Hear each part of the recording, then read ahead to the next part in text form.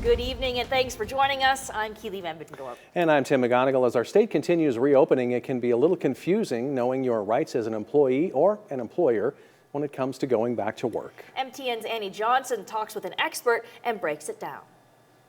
One day you're working from home and the next your employer might be asking you to come back to work. But what's your rights as an employer and as an employee? This is a unique time where I've never had to say it depends with almost every legal question posed that's related to any of the policy changes around COVID, because they are updating them so frequently. So let's break it down, starting with the employee. If the employer offers them their job back, they do need to come back. Otherwise, they will not. If they refuse to return to work, then there is a good possibility that they will not be eligible for unemployment. But there are several circumstances where an employee has valid reason to not return. If they're a primary child caregiver and there's nobody else at home, and that's the reason that they're refusing to return to work, or if they are a caregiver for somebody who's been affected by COVID. And the employer has specific responsibilities to uphold before they can ask employees to return. The employer who's asking them to come back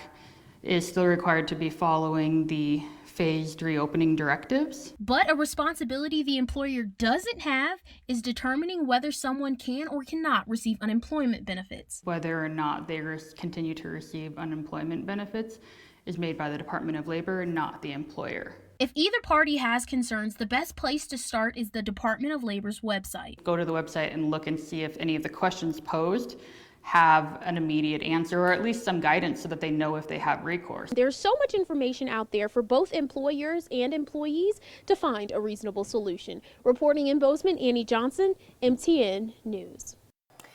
And more than $1.7 billion in federally backed small business loans has been approved in Montana for 21,000 businesses hurt by the COVID-19 pandemic. But some additional money for these potentially forgivable loans is still available. The money is from the Paycheck Protection Program, or PPP, approved by Congress in late March. 2 rounds of financing have been approved, and the money is all but gone. But Montana banks are still accepting loan applications. Carrie Hegerberg of the Montana Bankers Association says rules on the program continue to be updated by the Small Business Administration, so it's important for businesses to check in with their banker on where things stand. For example, today was supposed to be the deadline for businesses who didn't use their loans to return them without penalty, but that deadline has now been extended to Monday. Hegerberg says some Montana banks are among the leaders in the nation for processing and managing these loans for customers. It's a very fluid program, very complicated in terms of how the rules are being modified as they go. So, rather than stay home and fret and stew and wonder how you're going to stand your business back up again, work closely with your banker because they can help in a lot of different ways. And the PPP loans are supposed to cover payroll and other expenses for businesses who've had to shut down or curtail operations during the COVID-19 pandemic. The state announced today additional funding from federal CARES Act dollars to expand energy assistance. The $5 million in federal funding will be used to provide supplemental assistance to low-income energy assistance program, or LEAP recipients. The state is also starting a new emergency COVID-19 energy assistance program to help Montanans who are not current LEAP recipients. The new program uses a 1-month income look-back to assist those whose work situation has changed due to the pandemic. The state strongly encouraged anyone who is income eligible to apply to help ease some of the financial burden. Oftentimes, we hear of customers or participants that have to make that choice between paying their energy bill or buying food or paying other costs that are associated. And the benefit period for the program will run from today through August 31st of 2020 or until the funds are expended. And some much-needed relief has headed to the Blackfeet Reservation. Over 450 families received food as part of a tribal program.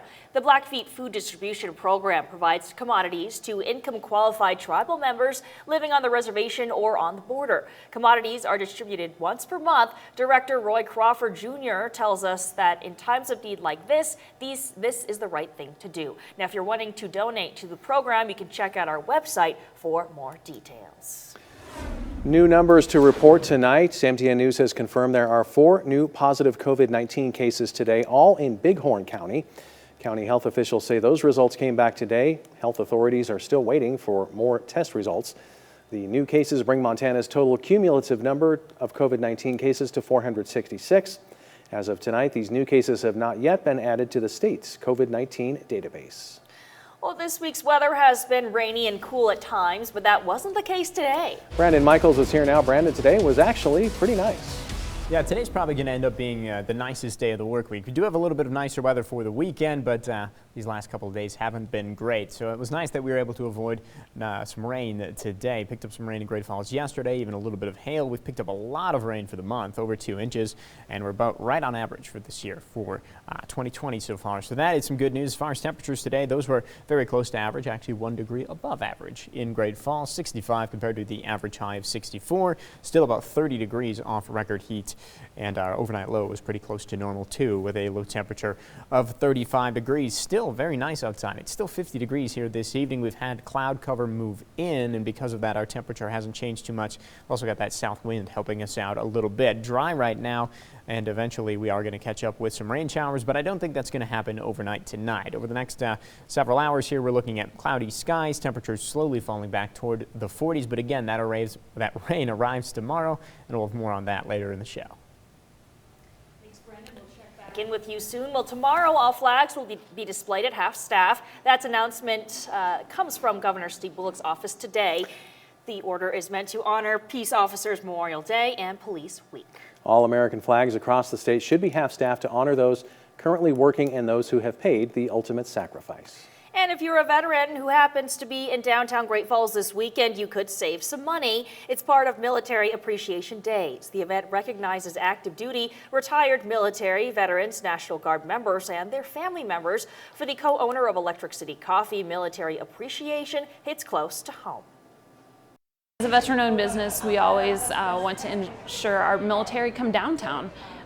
So giving them an additional 15% off of their entire order allows those folks to come in and enjoy it during our business hours and try something maybe new, or get them downtown and they may have never came downtown before.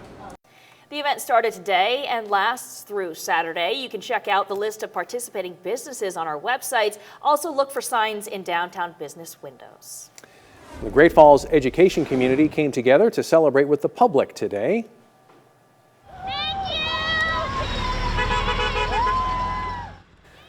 Groups gathered at 3 locations around town to spread positivity and express gratitude to residents who mailed in their vote for the May 5th school election. Nearly 10,800 people voted for the operational elementary school levy. Around 8,900 were against it. Parents celebrating today said they couldn't be more pleased with the results, and they look forward to an even brighter future for everyone in the classroom. I hope that it allows for our teachers to be able to have better trainings and our curriculum to be updated, our students to feel valued, and our teachers to feel supported. And so I think this was a great first step. Thank you, Great Falls. Thank you. Thank you. The $1.75 million levy will boost salaries, provide new technology and teaching materials, and address annual rollover costs of the operational budget. Homeowners of a $100,000 to $200,000 home will see an increase between $16 to $33 per year, or $1 to $3 a month. We have more on the levy on our websites. Well, coming up on the 10 o'clock news, we know all about the favorites in Montana's Senate race, but what about the dark horses? We'll give you a better understanding of the underdogs next.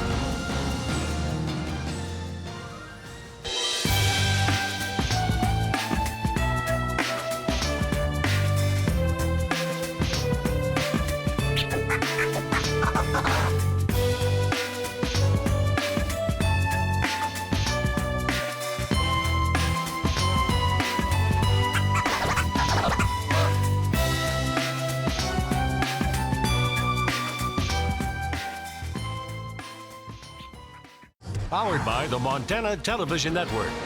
The 10 o'clock news continues on KRTV, Montana's news leader. And welcome back to the 10 o'clock news. Well, as you know, one of the top 2020 races in Montana this year will be the U.S. Senate contest between Republican incumbent Senator Steve Daines and Democratic Governor Steve Bullock. But what you may not know is that both men face opposition in their respective party primaries. MTN's Mike Dennison talked to these challengers about why they're mounting this long shot challenge. Before Governor Bullock got into the Senate race on the last possible day in March, 3 Democrats had already filed as candidates. 2 of them then withdrew, and Michael Knowles of Bozeman suspended his campaign, although he still appears on the Democratic primary ballot. But energy engineer and U.S. Navy veteran John Muse is still running and says Democratic voters should consider him. He says his background and his vocal support of things like progressive taxation of the wealthy and multinational corporations and clean energy development make him an ideal challenger to Daines. In today's era, we have some of the biggest challenges this country has ever faced. But we need to vote intelligently and we need to vote courageously. Otherwise, we shouldn't take any of it for granted. Senator Daines has 2 competitors in the Republican primary, including John Driscoll, who last ran as a Democrat in 2008 for Congress. Driscoll's campaign has consisted of a 56-county tour during which he posted Ace of Hearts signs that honor local acts of courage. Daines' other opponent is Stevensville hardware store manager Dan Larson, who supports a universal basic income payment of $1,000 a month for every citizen. Larson says the payment would replace other safety net programs and end up saving the government money and reduce human service bureaucracy. He also says Daines has supported and enabled the extremist tendencies of President Trump that are hurting the Republican Party. Larson says he offers an independent voice, not unlike, he says, another lesser-known Senate candidate. So when we talk about the battle of 2 Steves, what I think of it is like this. If you looked at me running against like John Muse, I think that would be a better ballot in Montana. I think it would be a fresh perspective. So if you're not down for the battle of the Steves in Montana's U.S. Senate race, you do have a choice.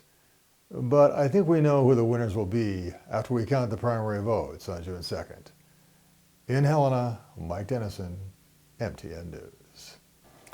Ballots for the all-male primary election were sent to all registered voters this week. They're due back by June 2nd.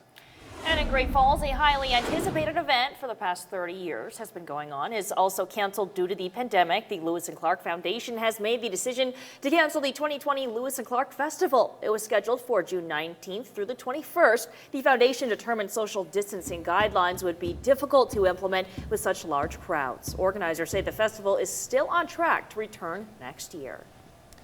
We've got lots of rain in the forecast, including some showers moving in as we head into the day tomorrow. We'll have details on that after the break. Get powered by the Montana Television Network. The 10 o'clock news continues on KRTV, Montana's news leader.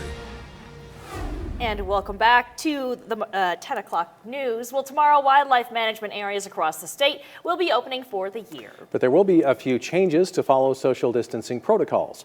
The Beartooth WMA between Great Falls and Helena will only be open for day use until further notice. At the Sun River WMA, a popular spot for shed hunters on opening day, Fish, Wildlife and Parks will not be weighing collected antlers as they typically would. It's just one step FWP is taking to try to keep people healthy and in compliance with the governor's directive.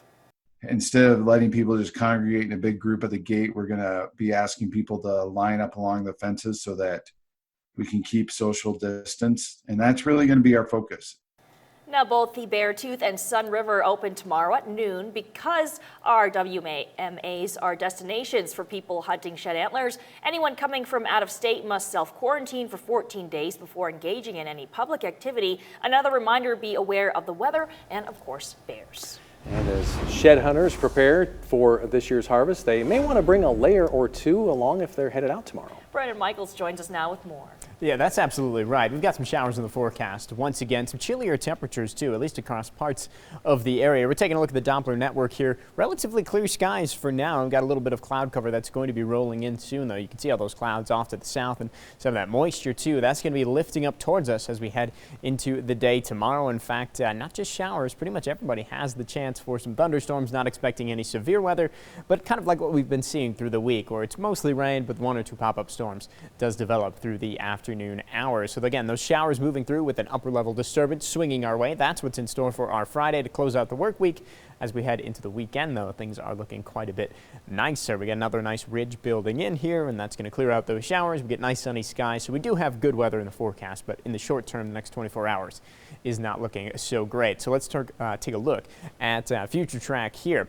Helena getting into some of this activity by the time we get to about 2 a.m., but most of us are going to be nice and dry, and actually to the north, fairly clear skies are expected by 8 a.m. The clouds have arrived. I do think we could even see some showers developing toward Great Falls and Lewistown at this time, and we're going to see those lift up, and we'll see more development through the day. So into the afternoon hours here, we've got scattered light shower activity all across north central Montana that lingers into the evening hours, and then it kind of clears out as we head into the overnight hours. So again, I think we could already see some showers early in the day, but definitely more widespread activity, and especially to the north later into the afternoon. As far as temperatures are concerned, most of us are going to be a little bit cooler than we were today, especially with that rain moving in. So right now, not bad. It's 48 currently in Lewistown. It's 50 in Great Falls, 52 up in Cutbank, 54 in Malta, and 55 degrees in Glasgow. Overnight lows tonight. Couple of chillier spots to the north where we're going to see a little bit clearer skies. 38 for Harlem, and also 38 for Scobie, 38 in Cutbank, 40 in Choteau and Fort Benton, and I'm going down to 38 degrees for the overnight low in Great Falls as well. Through the day tomorrow, again, we're going to have a couple of warmer spots, but around Great Falls, it's going to be kind of tough to warm up with those clouds moving in early and then those showers moving in soon after. So by about 10 a.m., we're at 48. We do make it into the 50s during the afternoon, but I think even that 57 by 2 p.m. might even be a little bit too warm. I'm actually going with 56 for our high temperature for tomorrow. But again, where we see more sunshine, where the showers take longer to kick in, along the high line, 69 in Malta, 69 in Harlem, 68 in Havre, even a couple of 70s off to the north and east. So not everybody is going to be cooler than average tomorrow, but there will be some chilly spots where that rain moves in a little bit sooner. Wind gust forecast does not look too bad. That is good news. 5 to 10 to maybe 15 mile per hour winds. But of course, we talk about this time of year a lot. If we do get any of those stronger showers or any thunderstorms developing through the afternoon hours, we're going to see some gusty winds associated with those storms. And again, that's better chance later in the day. That steady rain lifts up earlier into the morning hours. But even if you miss out on the rain tomorrow, we've got a lot of rain in the forecast here. So rain returning for tomorrow, cooler in Great Falls because of that. Right back to sunshine though for Saturday, 72 degrees. Saturday, probably the nicest day of the forecast. Really nice and calm and sunny. Not too bad on Sunday. Cloudier skies, warmer temperatures late in the day, probably in the evening hours. We get a chance for some showers. More showers and storms as we head into Monday and Tuesday, and then it looks like we get another system moving in that could give even more rain Wednesday into Thursday, and some of our models suggest that could even be some heavier rain, so we're going to track that system very closely as it gets closer to us. Guys? Thanks, Brandon. Well, did you know some of the NBA's top talent once showcased their basketball skills in Lewistown? We look back at the Western Invitational Tournament coming up next. Powered by the Montana Television Network. The 10 o'clock news continues on KRTV, Montana's news leader. And welcome back to the 10 o'clock news. Well, tomorrow, a few Great Falls gyms and fitness centers are welcoming back their regulars after doing some shaping up of their own. Under the governor's guidelines, gyms will reopen at 50% capacity with strict sanitation and social distancing guidelines. Employees will sanitize equipment and machines will be kept 6 feet apart to ensure members keep their distance. While pools and locker rooms can be used, group fitness classes are not allowed, which means some fitness centers won't open until a later date. Some of the facilities reopening tomorrow include Big Sky CrossFit, Highline Climbing Center, and Access Fitness. Now, a number of gyms, fitness studios, and recreation centers will wait to reopen until next Monday.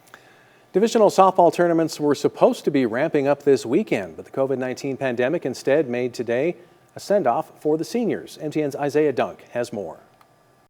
Thursday was supposed to mark 1 week from the start of the state AA softball tournament. Instead, it was senior day for outgoing Great Falls High and CMR softball players. 11 seniors between the two schools lined the fence along the softball field, some seeing their teammates for the first time in a while. Supporters could drive by, honk and say hi, or drop off a card. I think it's great, for the parents and the teammates and coaches to put this on. It was really heartwarming for everybody, and it means a lot to us to have something. Great Falls High was looking to win its 3rd straight state championship this season. Despite not having that opportunity, the Bison know how loved they are. It just makes you feel so supported and so loved because the community's great, and it's just like they would be at the softball games. They're awesome supporters. CMR was set to enter its first season under new head coach Alex Lowry, and that would have been extra special for one Rustler senior. Probably just being able to play under her, just because Coach Lowry is my cousin, so I think that would have been really cool just to be able to play under her, because I've always looked up to her, and I think that would have been pretty neat. And while the unique circumstances of a pandemic may have ruined their season, it also gave these seniors a chance to gain perspective. It definitely has taught me to never take what you have for granted, and just to work harder and just to try to be more involved and do the best that you can, because you never know what could happen. You might get injured, or Corona might happen. You never know. In Great Falls, Isaiah Dunk, MTN Sports. And sports fans around the world have been captivated by the ESPN documentary The Last Dance, which debuted in April. The 10-part series documents Michael Jordan's final season with the Chicago Bulls, but you may not know that many of the figures in The Last Dance spent some time in Montana. The Western Invitational Tournament in Lewistown was held annually from 1946 through 1999. It drew top players from around the country. Names like Phil Jackson, Dennis Rodman, John Stockton, and Nate Archibald competed at the Lewistown Civic Center in what was once known as the best tournament west of the Mississippi. It was unbelievable. There were so many people from around the area that would come in there, and that was so cool because it was just packed to the rafters. You just couldn't get everybody standing around there. And they had these greasy hamburgers, were the best hamburgers in the world. I mean, it was just great. I just remember Friday and Saturday night that this place would just be packed, and they were having to turn people away at the doors. And our Tom Wiley will take a deeper look at the legacy of the WIT. That story is coming soon on montanasports.com. And Augusta Area Chamber of Commerce officials announced this year's Augusta American Legion Rodeo has been canceled. A Facebook post says this would have been the 84th year. The post says the cancellation is due to circumstances beyond their control. We'll stick around. We'll be right back with a final look at your forecast next. Welcome back. Clouds are going to continue to move in tonight. Most of us aren't going to see too much rain overnight. Low temperature 38 degrees in Great Falls. We are going to see those showers arriving through the day tomorrow. Quite a bit cooler in Great Falls too, with a high of 56. Well, we now know exercise is good for your body, but a new study is showing just how good it can be for your brain as you get older. Researchers at the University of Calgary followed 200 people over the age of 68 for 6 months. And each person started exercising 4 times a week, 20 to 40 minutes. The researchers say at the end of the study, participants performed better on memory tests and saw improved verbal skills. Man, I think that might work good for us younger folks too. Yeah, give it a shot. I got to get back to the gym, and now there's no excuse since they'll be open. Right. Oh man, well that's all the time we have tonight at 10. Thanks so much for watching.